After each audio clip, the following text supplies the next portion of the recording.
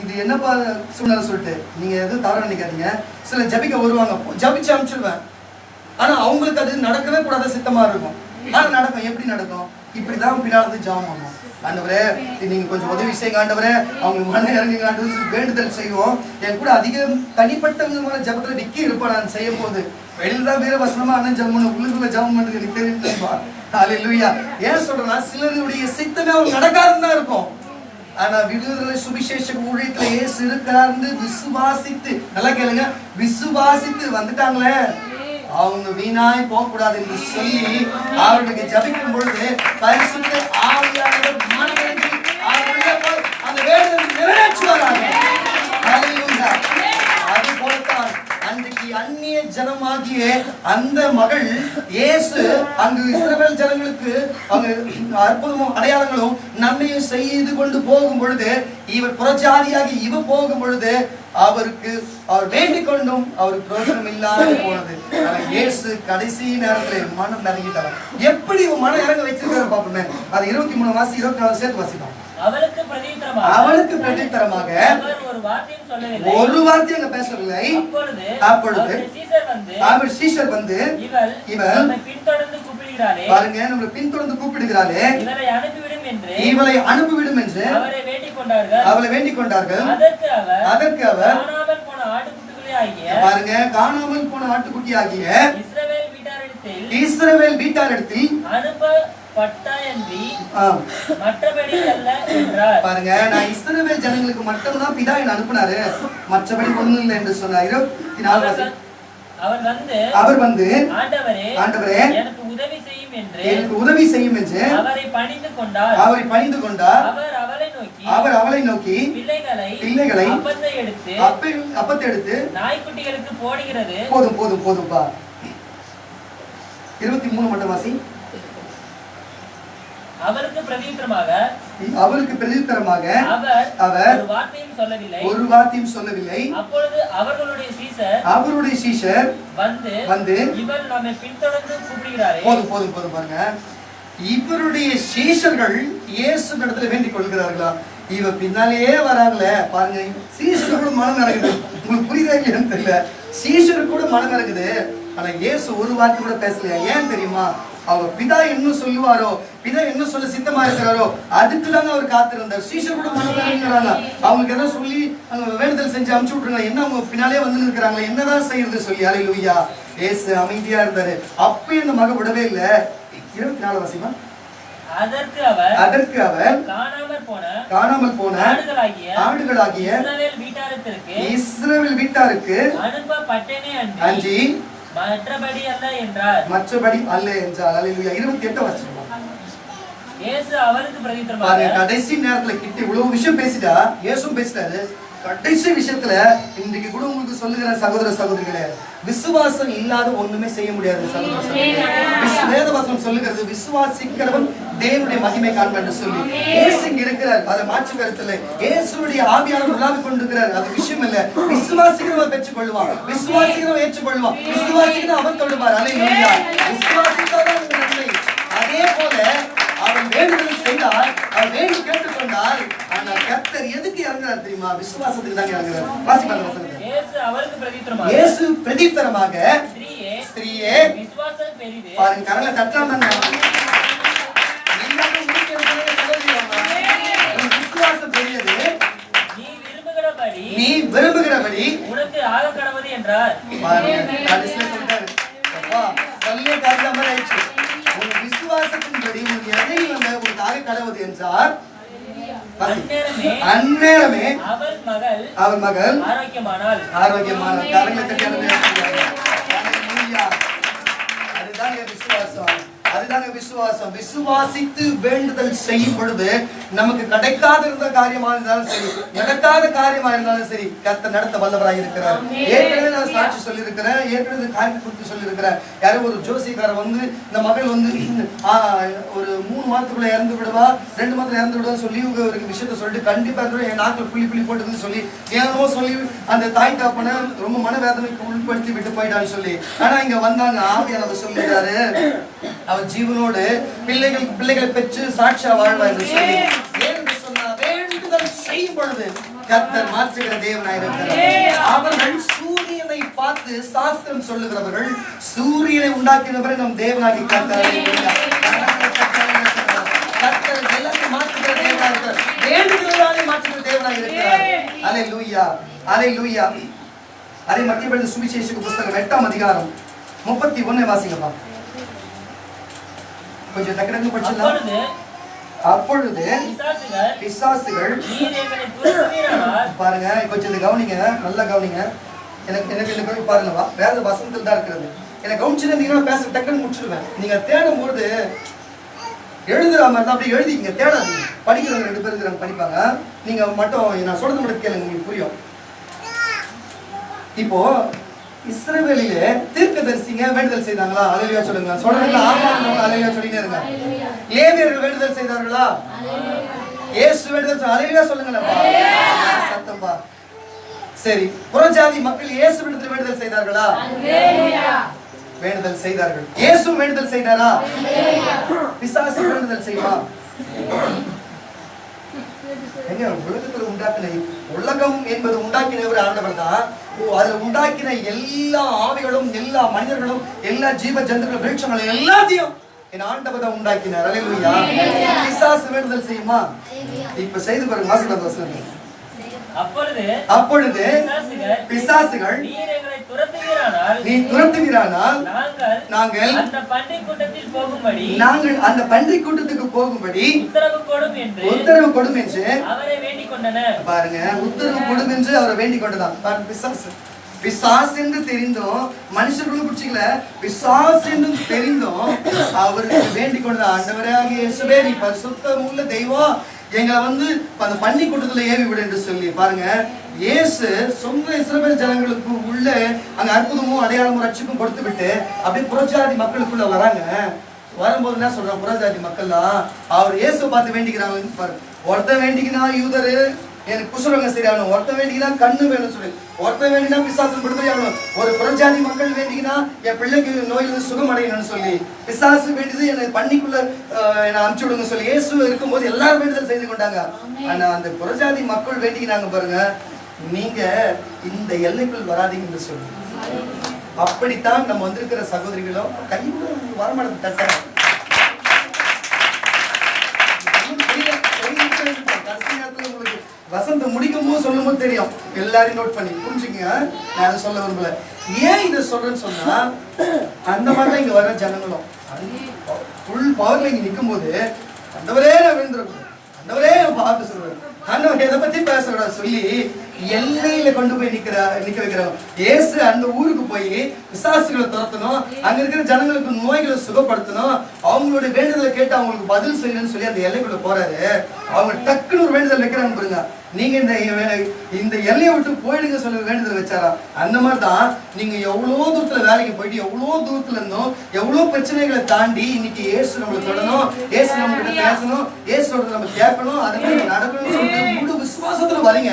இந்த கடைசி நேரத்துல மட்டும் ஆண்டவரே நான் விழக்கூடாது, ஆண்டவரே இது நடக்கிறத சொல்றேன், எனக்கு பேர் கூட சொல்ல முடியும். நான் அது ஏன் சொல்றேன்னா, அது உங்களோட சிந்தனை இல்லை. கர்த்தர் சொல்றானே எப்படி தெரியுது? வாசிப்பாங்க வசனத்தை. அப்பொழுது பிசாசுகள், நீர் எங்களை துரத்துவீரானால் நாங்கள் அந்த பன்றி கூட்டத்தில் போகும்படி உத்தரவு கொடும் என்று அவரை வேண்டிக் கொண்டனர். அப்படி 34 வாசிப்பா. அப்பொழுது அந்த பட்டணத்தார் யாவரும் இயேசுவுக்கு எதிர்கொண்டு வந்து அவரை கண்டு தங்கள் எல்லைகளை விட்டு போகும்படி வேண்டிக் கொண்டார்கள். கரங்களை தட்டலாம். இயேசு வீட்டுக்கு வருவாரா? இயேசுடைய ஊழியக்காரங்க நம்ம வீட்டுக்கு வருவாங்களா? பரிசுத்த ஆவி நம்ம இருதயத்துல வருவாரா? நமக்கு ஒரு வேண்டுதல் செய்வாரா என்று அவன் காத்து கிடக்கிறான். 100க்கு அதிபதி என் வீட்டுக்கு வரதுக்கு நான் பாத்திரவானே இல்லைன்றா. இது போல அங்கங்க நீங்க ஒரு வார்த்தை சொல்லும் கர்த்தாவே, அது போதுன்றா. எவ்வளவு பேர் அந்த நாட்களில இயேசு வரதுக்கு காத்து இருந்தாங்க. அல்லேலூயா. ஆனா இந்த ஜனத்தாரு என் எல்லைக்கே வராதீங்கன்னு சொல்லி வேண்டிக் கொண்டார்களா? ஆனா கர்த்தர் வேண்டுதல் அப்படியே நிறைவேற்றினார் பாருங்க. வாசிப்பது வசனத்தை. அப்பொழுது அந்த பட்டணத்தார் யாவரும் எதிர்கொண்டு வந்து அவரை கண்டு தங்கள் எல்லைகளை விட்டு போகும்படி அவர்கள் எல்லைகளை விட்டு போகும்படி வேண்டிக் கொண்டார்கள். இயேசு அதை கேட்டு அந்த எல்லையை விட்டு புறப்பட்டு போய்விட்டார். அல்லேலூயா. பிலிப்பியரின் புஸ்தகம் பக்கம் பாத்தீங்கன்னா 273 பக்கம். புதிய ஏற்பாடுல பிலிப்பியரின் புஸ்தகம் 273 பக்கம் 4ஆம் அதிகாரம் 6ஆம் வசனத்தை வாசிப்போம். கர்த்தர் இதுவரையுமாய் பழைய ஏற்பாடு காலத்தை குறித்தும் சிறுவர்களை குறித்தும் யூதர்களை குறித்தும் புறஜாதி மக்களை குறித்தும் தீர்க்கதரிசிகளை குறித்தும் அங்க இருக்கிற பழைய ஏற்பாட்டில் இருக்கிற எல்லா ஆட்களை குறித்தும் இயேசுவை குறித்துமாய் பேசி வந்தார். இதுவரையும் வேண்டுதலை குறித்து யார் யாரெல்லாம் எப்படி வேண்டுதல் செய்தார்கள் என்று சொல்லி அவர் வாழ்ந்த ஒரு கண்ணுக்கு நேராக இருந்த ஜனங்களை குறித்து வேண்டுதல் செய்தார். அவரிடத்தில் வேண்டுதல் செய்தார்கள், அவரும் மற்றவர்களுக்கு வேண்டுதல் செய்தார். அல்லேலூயா. பிதாவிடத்திலும் வேண்டுதல் செய்கிறவராகவே வெளிப்பட்டார். இப்போ அந்த காலமும் முடிந்தது. கிருபையின் நாட்களிலே நம்ம இருக்கிறோம். சகோதர சகோதரியே, நீயும் நானும் எப்படி அவரை வேண்டுதல் செய்கிறது, எப்படி அவர் நமக்கு நன்மை செய்கிறது. அல்லேலூயா. அல்லேலூயா. இன்றைக்கு ஒன்று சொல்லுகிறேன் சகோதர சகோதரி, வேதவசனம் ஒன்றுதான் சொல்லுகிறது, அவர் நேற்றும் என்றும் மாறாதவராய் இருக்கிறார். இயேசு உங்களுக்கு வேண்டுதல் செய்ய இப்போ முடியுமா முடியாதா? முடியணும். நல்லா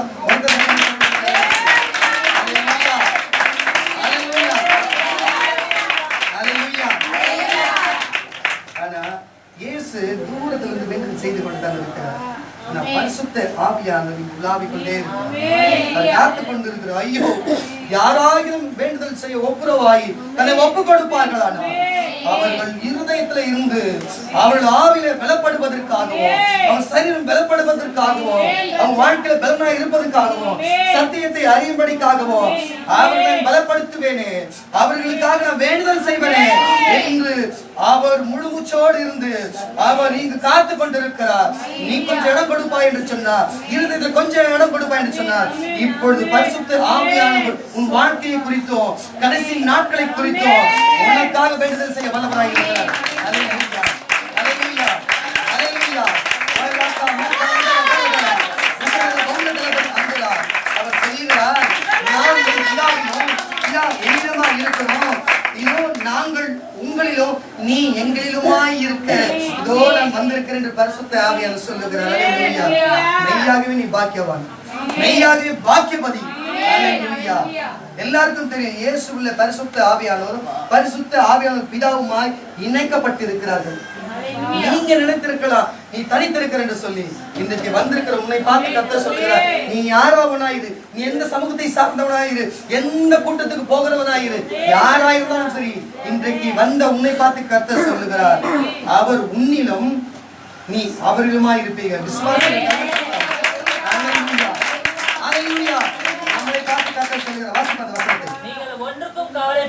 வந்திருக்கிற சகோதர சகோதரியே, பண பிரச்சனையோ குடும்ப பிரச்சனையோ புருஷன் பிரச்சனையோ இல்ல எந்த பிரச்சனையோ, ஆனா ஒன்று மாத்திரம் சொல்லுகிறேன், இன்றைக்கு கடைசி நேரத்தில் நம்ம எல்லாரும் என்ன சொன்னது கர்த்தர் என்ன சொன்னா, உங்களோட ஜனங்களோடு சேர்ந்து நீ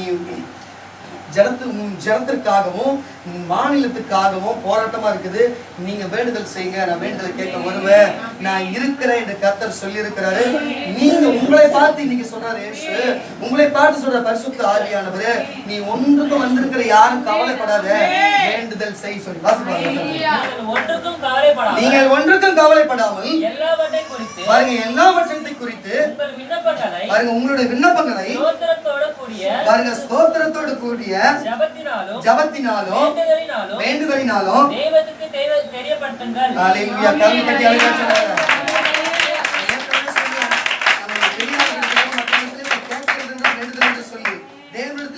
கேட்கிறதா வேண்டுதல் ஜபம் என்று சொல்லலாம் என்று சொல்லி, அப்போ ஸ்தோத்திரத்தோடு ஜபத்தோடு நீ வேண்டுதல் இன்னைக்கு நீ செய்யும் பொழுது உன் குடும்பத்திலோ உன் சரீர பிரச்சனையிலோ ஆவியிலோ எந்த அடி பாதிக்கப்பட்டு வந்திருந்தாலும் சரி, அந்த வேண்டுதலை கர்த்தர் உங்களுக்கு நன்மை செய்ய வல்லவராய் இருக்கிறார், உங்களுக்கு நன்மை செய்ய வல்லவராய் இருக்கிறார். அல்லேலூயா. ரோமருக்கு எழுதின நிருபங்கள் 8ஆம் அதிகாரம் 34ஆம் வசனம். ரோமருக்கு எழுதின நிருபங்கள் 8ஆம் அதிகாரம் 34ஆம் வசனம். இன்னும் 2 வசனம் கடகடன்னு முடிச்சிடலாம். வாசிப்பா சீக்கிரம். ஆக்களைக்குள்ளாக தீர்க்கிறவன் யார்? பாருங்க, வந்திருக்கிற சகோதரியே, உன்னுடைய நீ வேலை செய்யற ஸ்தலத்திலேயே இருந்தாலும் சரி, நீங்க கம்பெனிலயோ இல்ல மற்றபடி வேலை செய்யற இடத்துல கூட இருக்கலாம், உங்க ஓனர்களோ இல்ல மற்றவங்களுடைய சூப்பர்வைசர் மேனேஜர் போன்றவர்களோ சரி, உங்களை யாருங்க அக்கினிக்கு தீர்க்கப்படும்? இல்ல உங்களுடைய உறவினர்களோ மற்ற அதிகாரிகளோ யாரா இருக்கட்டும், உங்களோட பக்கத்து வீட்டார், உங்களை யாருங்க அக்கினியில தீர்க்கப்படும்? யாருங்க தீர்க்க முடியும்? தேவன் ஒருவரால் தாங்க அக்னியில தீர்க்கப்படும். அவர் மட்டும்தாங்க நம்மள அக்னியில நம்ம அவசரத்தை தீர்க்க முடியும். அல்லேலூயா. ஒரு மனுஷனுக்கும் நீங்க பயப்பட வேண்டிய அவசியம் இல்லை. ஒரு பிசாசுக்கு நீங்க பயப்பட வேண்டிய அவசியம் இல்லை. வேண்டுதல் செய்யும் பொழுது கர்த்தர் அற்புதம் செய்ய வல்லவராய் இருக்கிறார். இயற்கைக்கு அப்பாற்பட்ட அற்புதங்களை செய்ய வல்லவர் உள்ள தேவனாய் இருக்கிறார். இயற்கைக்கு அப்பாற்பட்ட காரியங்களை செய்கிற தேவனாய் இருக்கிறார். அல்லேலூயா.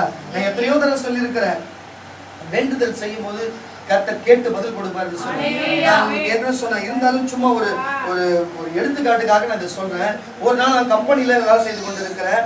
அப்போ பசங்களுக்குள்ள ஒரு சின்ன ஒரு பேசுறோம், நீ ஜாம் பண்ணா அற்புதம் நடந்துட்டா, நீ ஜாம் பண்ணா எல்லாம் நடந்துன்னு பசங்க சொல்றாங்க. சும்மாவே நான் ஒன்று சொல்லி விடுறது, பசங்க ஒன்று நாள் 2 விஷயம் சொல்லிடுறது. நடா இது வரை கேட்கறானுங்க சொல்லிட்டு சரி நடா அப்படின்னு கேட்டு நம்ம பேசிக்கொண்டு இருக்கிறோம். சரி ஒரு ஜாம் பண்றோம். ஆண்டவரே இன்னைக்கு நான் பிரியாணி சாப்பிடணும். நான் கம்பெனிக்குள்ள இருக்கிறேன். இந்த சைடு போனோம், மாம்பாக்கம் போனோம், இல்லைன்னா கேளம்பாக்கம் போனோம். ரெண்டுத்துக்கு இடையில பிரியாணி கடை எங்கேயும் கிடையாது, நடுவில் காடு. நான் பிரியாணி சாப்பிடணும். எனக்கு பசங்களுக்கு முன்னாடி ஜாம் பண்ணுறேன். ஜாம் பண்ணி கொஞ்ச நேரம் கூட ஆகல, எங்கள் சூப்பர்வைசர் ஹெச்ஓடி வராரு. இந்த மாதிரி நம்ம பாரிஸ் வரைக்கும் போகணும், கொஞ்சம் பொருள் வாங்கி வர சொல்லிட்டு பாரிஸ் கிளம்பி போயிட்டேன். எல்லாம் கிளம்பி போயிட்டு எல்லாம் பொருள் வாங்கிட்டோம். கரெக்டாக சாப்பிட டைம் ஆகுது, சாப்பிடணுமே அப்படின்றாரு. சார் கம்பெனியில் சாப்பாடுக்கு நான் எழுதி கொடுத்துட்டேன்னா சாப்பாடு வந்துடும் கேன்டீன்லேருந்து, அந்த மாதிரி ஆர்டர் பண்ணி செஞ்சு கொடுக்குறது. எழுதி கொடுத்துட்டேன். அது ஒரு பசங்க எனக்கு ஃபோன் பண்ணி சாப்பிட சொல்லலான்னு சொல்லிட்டு மட்டன் பிரியாணி சாப்பிட கத்துறது கரண்டி தட்டி எழுத சொல்லுறேன். விஷயம் தான், ஆனால் இந்த விஷயத்துக்கு நேர்ந்து வேண்டுதல் செய்தா கர்த்தர் செய்ய வல்லவராக. வேண்டுதல் செய்தா கர்த்தர் நம்ம வேண்டுதல் நிறைவேற்ற வல்லவராக இருக்கிறார். அல்லேலூயா. அவர் எதை கேட்டாலும் செய்ய வல்லவராக இருக்கிறார். சகோதர சகோதரியே, ஒரு நாள் அப்படிதான் நான் உங்களுக்கு ஏற்கனவே சொல்லியிருக்கிறேன். வண்டியில என் கேரிபர் பைக் வச்சிருந்தேன். என் கடவுள் சாட்சிங்க இருக்கு, நான் போய் சொல்ல அவசியம் இல்லை. ஆண்டவர் சாட்சி, நான் கர்த்தர் நாமத்தை வந்து சொல்லுகிறேன். நடு காட்டுல மழை, 2 பக்கமும் மழை பெஞ்சிருக்குது. என்னால ஒண்ணுமே பண்ண முடியல. ஆண்டவரே என்னப்பா செய்யணும்? ஒரு மெக்கானிக் பெட்ரோல் டீப்பு பிடிக்கும் பார்த்துட்டேன், வண்டி ஸ்டார்ட் பண்ண முடியல. கர்த்தருடைய நாமத்தையும் சொல்றேன், சும்மா அது விளையாட்டு எதுவும் சொல்ல. ஆனா ஜாம் பண்றேன். அந்த நேரத்துக்கு கையில அந்த காசும் கிடையாது. நடந்தது என்ன தெரியுமா? வண்டியை ஸ்டார்ட் பண்ண, இயேசுவே நான் வீடு போய் சேரணும், நீங்க தான் போய் சேரணும், இதை நான் ஸ்டார்ட் சொல்றேன்னு சொல்லி ஒரு போத்தனை பண்ணி வண்டியை ஸ்டார்ட் பண்ற. வண்டி ஸ்டார்ட் ஆச்சு. கிட்டத்தட்ட என் வீடு 5 கிலோமீட்டர் கரண்ட் கட்டி சொல்றேன்.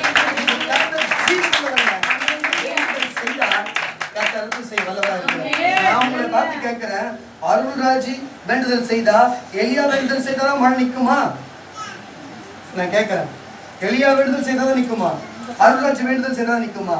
இங்க வந்து உஷா வேண்டுதல் செய்தா நிக்கும், லட்சுமி வேண்டுதல் செய்தாலும் நிக்கும், வந்திருக்கிற மக மஞ்சு வேண்டுதல் செய்தாலும் மழை நிக்கும். ஏன் இதை சொல்றேன்னு சொன்னா, வேண்டுதல் செய்யும் பொழுது அது வேண்டுதலை கேட்க ஒருவர் உண்டு. அந்த பரிசுத்த ஆவியை உன்னை பலப்படுத்தி, அந்த ஆவிக்குள்ளாக உன்னை பலத்தினால் நிற்க வைத்து, உனக்கு நீ விசுவாசத்தோடு நீ ஜெபிக்கும் பொழுது, நீ வேண்டுதல் செய்யும் பொழுது அந்த வேண்டுதல் நிறைவேற்ற அவர் வல்லவராய் இருக்கிறார்.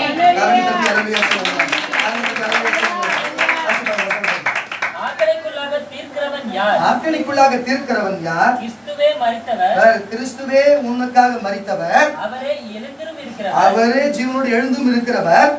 அவர் தேவனுடைய வலது பரிசத்தில் இருக்கிறவர். தேவனுடைய வலது பரிசத்திலும் அவர் இருக்கிறவர். நமக்காக வேண்டுதல் செய்கிறவரும் அவரே. அவரே காரணத்தை உங்களுக்கு தீர்க்கதரிசி பண தேவையில்ல. உலகத்துல எந்த ஊழியக்காரங்களும் உங்களுக்கு பண தேவைங்க. உங்களுக்கு வேண்டுதல் செய்ய இயேசு இருக்கிறாருங்க. உனக்காக தன் ஜீவனை விட்டவரும் அதை எடுத்து உயிரோடு எழுந்தவரும் அவர் தாங்க. அவர் அக்னியில் தீர்க்கிறவருங்க. அவரே உங்களுக்கு வேண்டுதல் செய்யறாரு சொன்னா, இதுக்கு மேல உங்களுக்கு என்ன விஷயம்? பயப்படாதீங்க.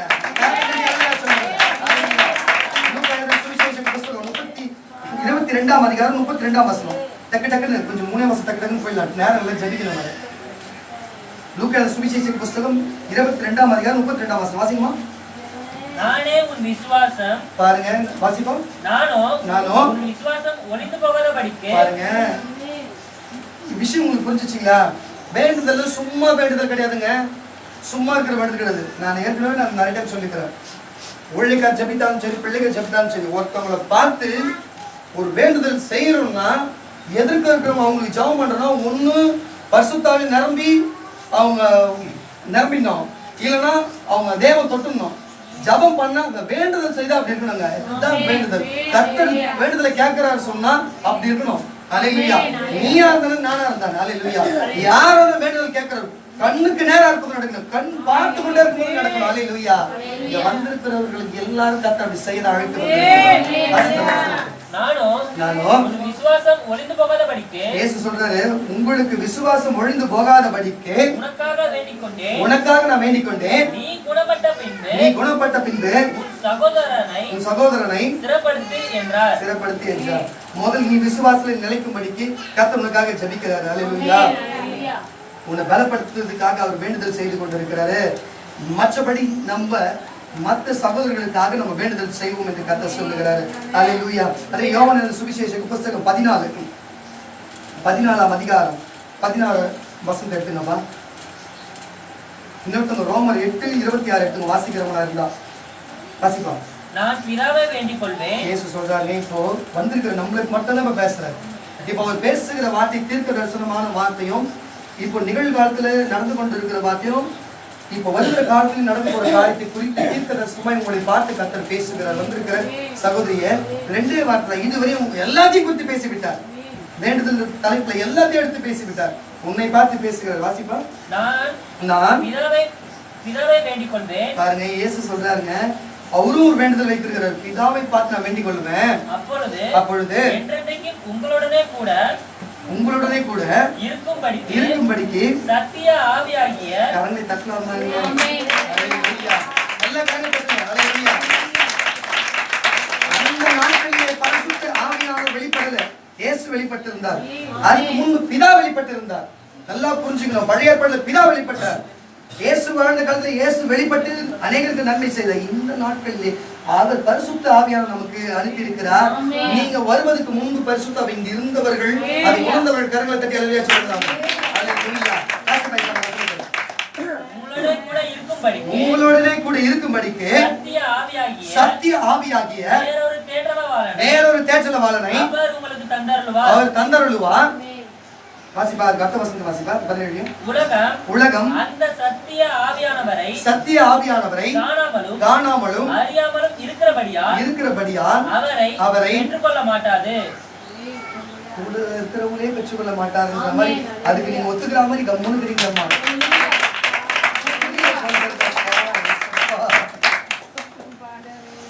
கூட இருக்கிறவங்களே கம்முனுக்கிறாம பாருங்க. நான் என்னதான் சொல்லுவேன், உங்களை பார்த்து கர்த்தர் சொல்றாரு. என்ன சொல்றாருன்னா, உங்களுக்குள்ள இருக்கிற பரிசுத்த ஆவியானவரை நிறைய பேர் அறிந்து கொள்ள மாட்டாங்க.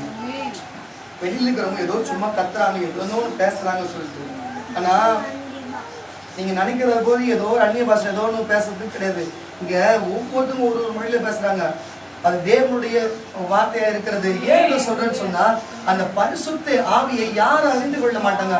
யார் அதை அறிந்து கொள்ள தேவன் சித்தமா இருக்கிறாரோ அவர்கள் தான் அறிந்து கொள்வார்கள். வயல்ல கத்துறாங்க, புதிக்கிறாங்க, கை தட்டுறாங்க, சத்தம் போடுறாங்கன்னு போயிடுவாங்க. ஆனா உள்ளுக்குள்ள இருக்கிறவங்க கூட சில பரிசுத்த ஆவியை பெற்றுக் கொள்ளாது இருக்கிறார்கள். வந்திருக்கிற சகோதரியே சகோதரா, இன்றைக்கு நீ ஒப்பு கொடுத்து நீ பரிசுத்த ஆவி கேட்கும் பொழுது அந்த சத்திய ஆவியை இயேசு அனுப்பினார் பாரு, அதை நீ பெற்றுக்கொள்ள நீ கீழ்ப்படிவை பெற்றுக்கொள்வார். உன்னை பார்த்த கட்ட சொல்லுகிறார். பாருங்க, உலகம் அந்த சத்திய ஆவியானவரை காணாமலும் அறியாமலும் இருக்கிறபடியாலே அவரை பெற்றுக்கொள்ள மாட்டார். பாருங்க, அவரை பத்தி தெரியாத அவங்க ஏதோ ஒன்று கை தட்டுறாங்கன்னு சொல்லிட்டு அலட்சியமா இருக்கனால அவங்க பெற்றுக்கொள்ள மாட்டாங்க. அவர் உங்களுடனே வாசம் பண்ணி, பாருங்க, இப்ப வந்திருக்கிற சகோதரியா, உங்களுடனே வாசம் பண்ணி உங்களுக்குள் அவர் இருப்பதால் நீங்கள் அவரை அறிவீர்கள். காரணை தப்புங்க.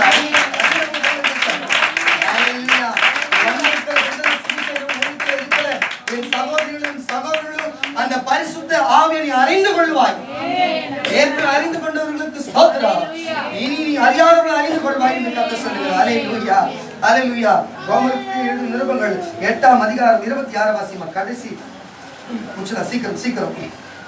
அந்தபடியே ஆவியானவரும் நமது பலவீனங்களில், பாருங்க, வந்திருக்கிறவங்க எல்லாருக்கும் சரீரத்திலே வயிற்று வலி, தலைவலி, போராட்டம், நிந்தைகள் ஏதாகிலும் ஒரு பலவீனம் இருக்கும்.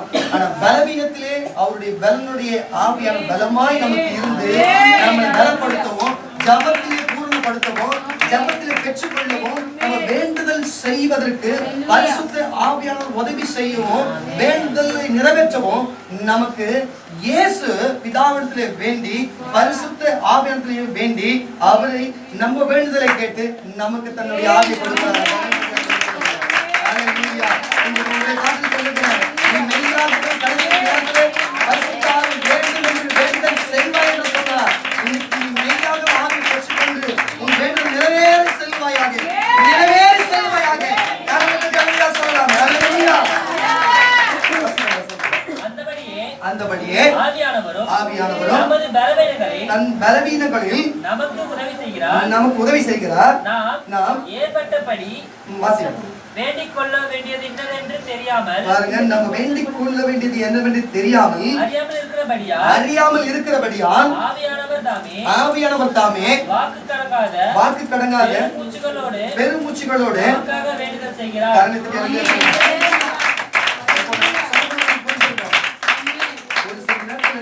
ஜெபம் பண்ணும்போது ஜெபத்தை மாத்தி பண்ணுப்பான்னு சொல்லி இயேசு சொல்லுவாரு. இயேசுவோட ஜெபம் பரிசுத்த ஆவியானவர் இது இப்படி மாத்தி சொல்லி பண்ணுப்பான்னு சொல்லுவார் சொல்லி ஏற்கனவே நான் சொல்லியிருந்தேன். இப்போ உங்களுக்கு புரியும் நம்ம எப்படி பண்ணணும் பண்ணக்கூடாதுன்னு சொல்லிட்டு நம்ம அறியாது இருக்கிறோம். ஆனா ஆவியானவர் நமக்குள்ள இருந்தா எப்படி வேண்டுதல் செய்யணும் என்று நமக்கு அறிவிப்பாரா. இப்போ உங்களுக்கு புரியுதா? ஆவி இருக்கிறவர்கள் புரிந்து கொள்வார்கள். புரிந்து இருக்க நான் நினைக்கிறேன். வந்திருக்கிற உண்மை பார்த்து கர்த்தர் சொல்லுகிறார். சில வேலர்களுக்கு அந்த நாட்கள்ல அந்த வார்த்தை பேசல, யூதர்களுக்கு அந்த நாட்கள்ல அதை பேசல. ஆனா இன்னைக்கு நீ வந்திருக்கிற உன்னை பார்த்து கர்த்தர் பேசுறார். உனக்கு அவர் வேண்டுதல் செய்கிறது வந்திருக்கிற சகோதர சகோதரிய, நீ வேண்டுதல் செய்துக்கோ. நீ அவர் நாமத்துல எதை கடலும் தருவன்னு சொன்னாரு. அவர் நாமத்தை வச்சு எது வேணா நீ வேண்டுதல் செய்து உனக்கு அவர் எது கடலும் தர வல்லவரா இருக்கிறார். இது அதுல எங்க வார்த்தையில மென்ஷன் பண்ணல. நீ எதை கடலும் தர வல்லவரா இருக்கிறார்.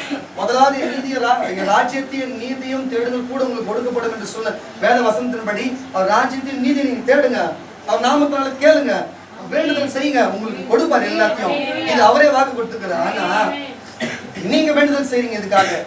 ஆனா உங்களுக்காக பழைய ஏற்பாட்டு காலத்துல கூட தேவன் இது பேசலங்க. இயேசு வாழ்ந்தோடு பேச இன்றைக்கு வந்திருக்கிற உண்மை பார்த்து கர்த்தர் பேசுகிறார். புதிதாக வந்தவருக்கும் சரி, பழையதாக இருக்கிறவரும் சரி, இப்போ இந்த டிவியின் வழியினாலும் பேஸ்புக் யூடியூப் பார்த்து கொண்டு இருக்கிற சகோதர சகோதரிகளும் கர்த்தர் பேசுகிறதாவது வாசிப்ப அந்த வசனத்தை. யோவான் சுவிசேஷ புஸ்தகம் 17ஆம் அதிகாரம் 9ஆம் வசனத்தை சீக்கிரம் வாசிங்க. யோவான் சுவிசேஷ புஸ்தகம் 17ஆம் அதிகாரம் 9ஆம் வசனம். நான் அவர்களுக்காக வேண்டிக் கொள்கிறேன். இயேசு சொல்றாருங்க, நான் அவர்களுக்காக வேண்டிக் கொள்ளுகிறேன், உலகத்துக்காக வேண்டிக் கொள்ளாமல். பாருங்க, கரங்களை தட்டுங்களேன். உலகத்துல நீங்க தான் வாழ்றீங்க, அவர் உலகத்துக்கு வேண்டல. நல்லா புரிஞ்சுக்கணும். நீங்க தான் வாழ்றீங்க, உலகத்துக்கு நீங்க வேண்டிப்பீங்க. புரியுதுங்களா? உலகத்துக்கு அவர் வேண்டாமல் எனக்கு தந்தவர்களுக்காக, நீ எனக்கு தந்தவர்களுக்காக வேண்டிக் கொள்ளுகிறேன். அவர் உம்முடையவர்களாக இருக்கிறார்கள், என்னுடையவர்கள் யாவும் உம்முடையவைகளே, உம்முடையவைகள் எல்லாம் என்னுடையவைகள், அவர்களில் மகிமைப்பட்டிருக்கிறேன்.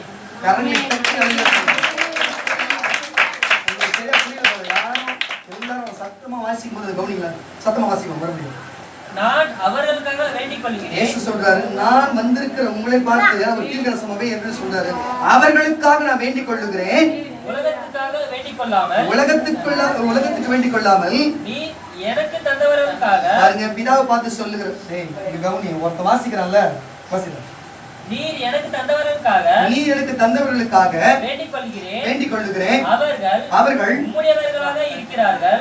உம்முடையவர்களாக இருக்கிறார்கள், என்னுடையவைகள் யாவும் உம்முடையவைகள், என்னுடையவைகள், அவர்களில் நான் மகிமைப்பட்டிருக்கிறேன். ஹல்லேலூயா. இயேசுவுக்கு கொடுத்ததுனால வேண்டுதலுக்கு அவர் செய்கிறார். 21 வாசிப்பாங்க. 21 அவர்கள் எல்லாரும் பாருங்க உங்களை பார்த்து கதை சொல்றாரு. அவர்கள் எல்லோரும் ஒன்றாய் இருக்கவும் பிதாவே நீர் என்னை அனுப்பினதை உலகம் விசுவாசிப்பதற்காக நீர் என்னிலையும் நான் உம்மிலையும் இருக்கிறது போல அவர்கள் எல்லோரும் நம்மில் ஒன்றாய் இருக்கவும் வேண்டிக் கொள்கிறேன்.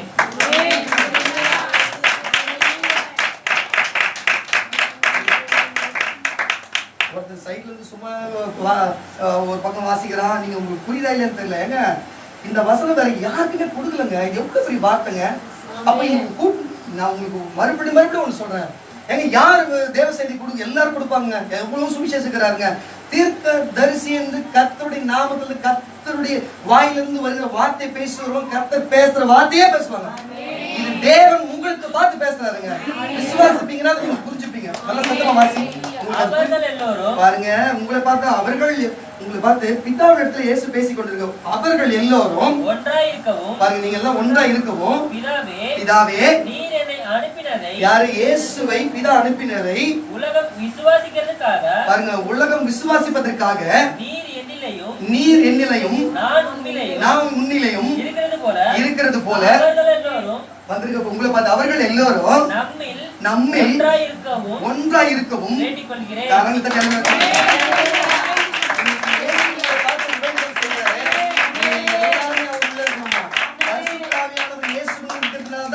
அவர் அற்புதமும் அடையாளம் நடந்தது, வேண்டுதல் நிறைவேறியது. பிதா இயேசுவோடு இருந்த அற்புதமும் அடையாளமும் கீழ்ப்படிதான் தேவன் என்று சொல்லப்பட்டார். நீங்க அவருக்குள்ளே இருக்கும் பொழுது என்ன நடக்கும்? ராஜ்யமே நமக்கு தாங்க.